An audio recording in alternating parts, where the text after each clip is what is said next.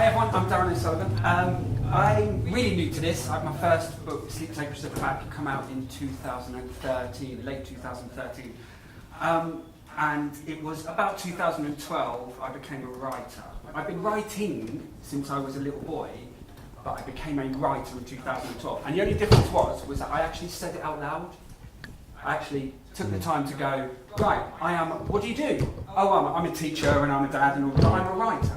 And you put that statement of intent out there, and that within a year after that, I had a book come out, and that's not a coincidence that happened in that way.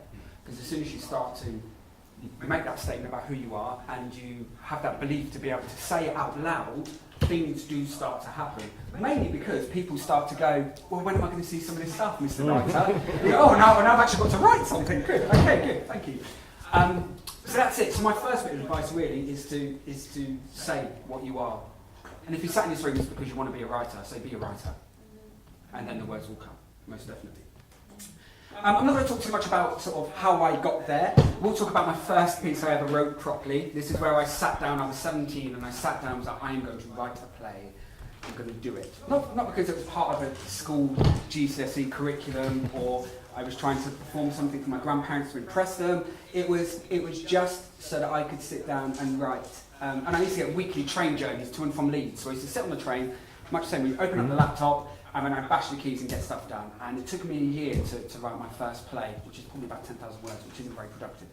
And I wrote this play without looking back, without editing, and I finished it, and I had that exhilaration of writing those two words, you know, the end, the most powerful word you can put down, the end.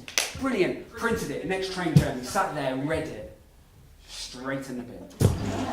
Never saw the light of day, it went. But the process and the enjoyment that I got from it was then the reason I opened up my laptop and started a new story and a new idea. And actually, I got it wrong, I don't know, 100 times maybe? It's probably been 100 things that I've just chucked because they've not been good enough. And that's my second bit of advice, is that just write as often as you can. And every day, it's like if you want to be a marathon runner, you don't go for a jog once a week, do you? You run every day so that you can go and do those 26 miles. And over the last two years, I would say there's been a really big shift in my writing, and that's because every single day, at some point, I'll sit down, I'll open my laptop, I'll do some work. Even if you only get out 200 words, even if they're rubbish 200 words, put them down on paper. Because 200 words a day is a manuscript in a year. So you can write a 100,000 word book in a year just by doing 200 words a day. And often I'll sit there and I'll type and I'll know it's rubbish. So I'll finish a paragraph and I'll open a bracket and I'll put caps lock on, and then I'll write, this is rubbish, fix it. Close the bracket, move on to the next part of the story. Because you can't edit a blank page. And I know lots of writers at the moment who are beautifully gifted writers and so much more intelligent than I'll ever be. And they go, oh, how many words have you done? Like, oh, I'm on 10,000 words. And they've been looking at the same 10,000 words for a year, because all they're doing is trying to perfect those 10,000 words and make sure, get your story down on paper. Once your story's down, it will come to life, it will become its own thing, and then you will fix things that you wouldn't see if you just stuck at 10,000 words. Also, going back to what Sue was saying a minute ago, you can then pay someone to fix the things that you can't fix. Because as a writer, you're not supposed to be able to do it all, I don't think. I mean, if you can, you do. Yeah. But I can't edit my work. I can't, because it's woods for trees, isn't it? You've worked so hard on it, and you don't know what's going wrong. You know something's not quite right, and it just takes an outside eye to go do that. And you go, of course, it's that simple. And the only way you can do that is to actually just get it finished, get stuff written down. I know it sounds really simple, but the practicality of it is that it's quite difficult to write every day when you've got families and jobs and lives and partners and all that kind of stuff. But just find a way. Even if it's in a notepad and pen. I mean, 200 words, once you've got it going, you can do that in, 10 minutes? A cup of coffee, and it can be done. And then you can close it and leave it for the day. But what you'll be doing is that you'll be consciously thinking about your characters and situations and plots all the time. And when they do, they start to emerge, they start to show a little bit more about themselves than what they would do before. So that's another bit of advice. I'm really lucky that I've just finished doing some work with Faber and Faber in London. I was on a 6-month training with them. So a lot of what I'm saying is just what they told me, if I'm honest. It makes them sound smart, but I'm just making their words. And something that really worked for me from those guys is I mean, I've just finished an adult manuscript of 92,000 words, it's that, so I need to trim a bit. But when I sat down, I was like, right, 92,000 words, there's only 9 chapters in the book. So you're going, God, that's 10,000 words a chapter. What am I going to talk about for 10,000 words in order to fill a chapter? And I really struggled with that a little bit until they told me, don't think about writing chapters, write scenes, write moments that have a very clear beginning and a very clear end, and some sort of conflict that works within that. And a scene can be anything from 300 words up. So all of a sudden, I wasn't writing a 10,000 word chapter, I was writing 20 short scenes, and that actually can help you story down. So think scenes, not chapters. You have to think almost, and we were talking about this outside, you have to think almost like, because of the way that people read now, you have to think of a book like you're watching a film. Yeah. And that's the way the game has changed. And if you look at the classics and all these beautiful literary fiction novels, that isn't the way that things sell anymore. People want to be able to read it like a tweet, something short and sweet that they can pick up and read it and put down, and know that when they pick it up, the story's going to keep them moving and keep them moving. Which is a shame, because the literary fiction stuff is beautiful. But yeah, think scenes. And I would find a way to get involved in a writing group. I don't know if any of you are. And it goes back to calling yourself a writer. It's about having somebody go, oh, you're a writer, show me some work, do something. And then you go, right, I've actually got to go away and open my laptop every day and get stuff done. But also, when you hit that barrier, for me, writing's incredibly lonely, and it is for everyone. And there's this little guy who pops up on my shoulder who tells me that I'm rubbish and says it can't do it, and you're from a council estate in Slough, what you're doing trying to write a book, and all these kind of things, and they pop up on your shoulder and they kind of beat you down a little bit. And sometimes he wins, a lot of the time he wins, and we all have that. We all have that little thing that just goes, you are wasting your time. No one cares about what you've got to say. No one cares about what you've got to say. And so by kind of getting into a group of other people who are all experiencing the same things and all have those little demons on your shoulder, it's really helpful. With the Faber thing, there were 14 of us around the table every week, and I remember week 1 sitting there, and they're all talking about books and what they read and how they write. And I just spent the first session writing down questions, because I didn't know what they were talking about. It was like, I need to find out what this word means, and I need to find out what this word means, because I really didn't understand what they were trying to talk about. And I walked away from that first session going, why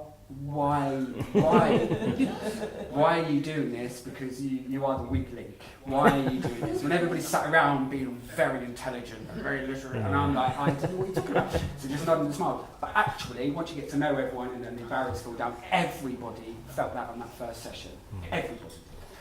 And everybody does, and we all do. As writers, we all do. And it makes it very difficult then to let go of our work, because you know, when you write, it is, like you were saying, it is you that you're putting down, because you have to write from what you know, and you have to tell the truth, and all of these characters, they can be people around you, but fundamentally, the real core, the real deep emotions that your characters, and that's what we want to read, we want to read the deep, raw stuff, that all has to come from you. You can't take it from anybody else's soul. And that makes it very, very difficult to then put it down in front of someone else, because actually, most people will go, oh yeah, it's great, yeah, I'll read it in a bit and never read it. That's really difficult. Or they'll edit and they'll say, well, this thing isn't working for me. And then you go, well, that's a little chunk of my soul that you just told me isn't working. Or worse, they'll say, that's nice. That's nice. My soul's nice. What does this mean? I don't understand. It's like having a baby and handing it out to somebody to see if it's ugly or not. Yeah, absolutely. And all you expect them to do is sneeze and drop it. Yeah. But if you get into a writing group, I mean, you're around this table, hopefully you've all networked. This is a great opportunity to get more writers, aren't you? Because we've said that we have to call ourselves writers. So you're all writers.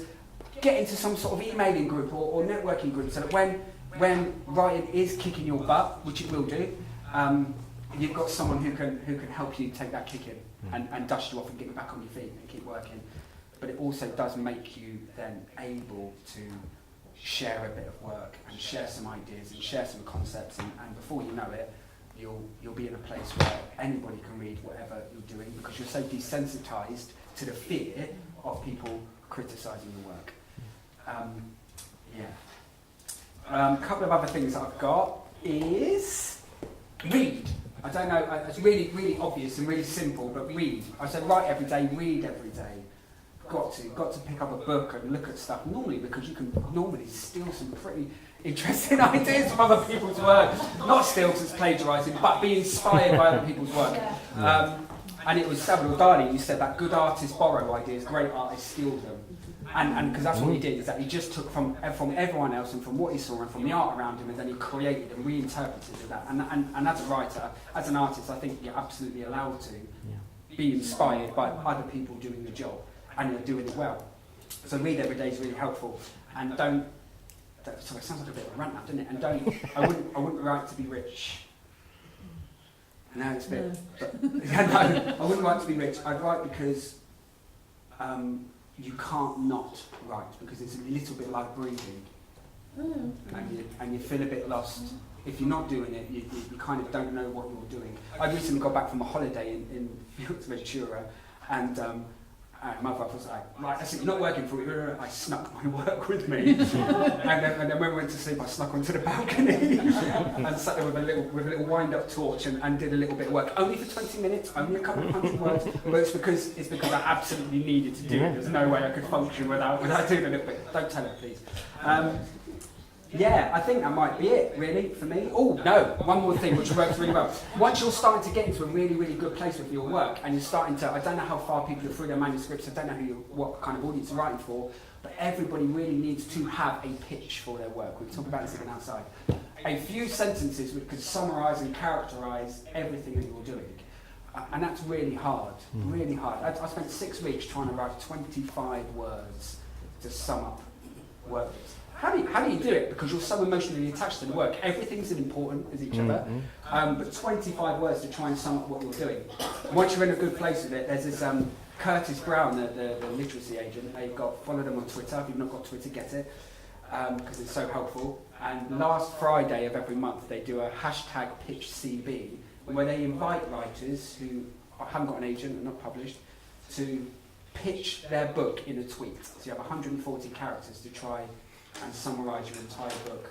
I did it a couple of months ago, and now got Johnny Geller, who owns the company, reading the full manuscript just from 25 words. Could you repeat that name again? You said it's a quick one. Sorry, Curtis Brown is the, so I think their Twitter is just at Curtis Brown. Punch it and you'll find it. Can I give you a bit of hint about the writing of the thing? Yeah.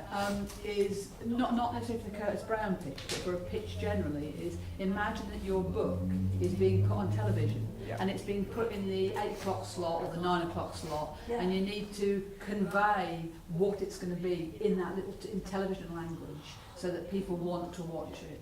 And actually trying to write it like that, some can really sometimes help you focus. Yeah, definitely. Yeah, absolutely.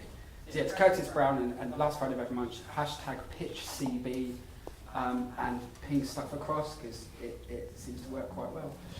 But yeah, I would say also get on Twitter and follow agents, because once you start following one or two, you start to find more, you start to find publishing houses, then you start to find more writers that you can then speak with, and Twitter's a really good platform for it. I've ended up having conversations with some massive writers that if I met them in person, I'd go and not be able to say anything because I'd be too nerve-wracking.